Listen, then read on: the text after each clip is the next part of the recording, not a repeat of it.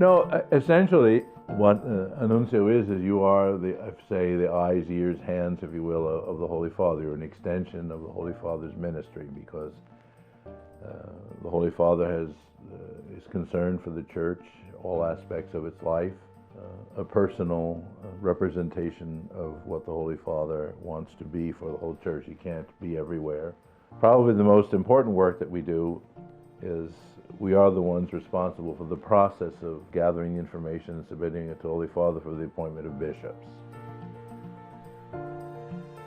But I knew that, that there has been, the plenary council took place here during the year. It was in October, which I discovered afterwards. But so I knew that here you had the Royal Commission. There's now a lot of building confidence in how do you apologize for, such a thing in an adequate way that people are able to trust you once again,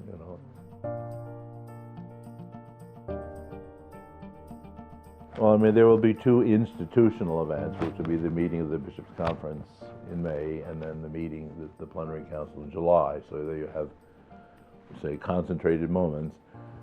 But certainly to travel, to go around. I'm next week for I volunteered. In the sense that for the Holy Triduum, to go where I'm useful, to see all the dioceses if that's possible, not see every corner of every diocese. That isn't, even in a small country, you couldn't do that. But still,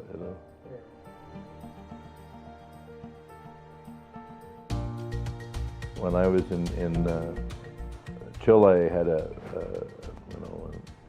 unique experience, which was to travel on a Chilean icebreaker to Antarctica and to celebrate Mass even there. And they have a chapel in one of the bases there in Antarctica. So I thought I would spend my whole life just working in the tiny little archdiocese of New York, but then I've managed to see a great deal of the world and to see all the different ways that the Church lives.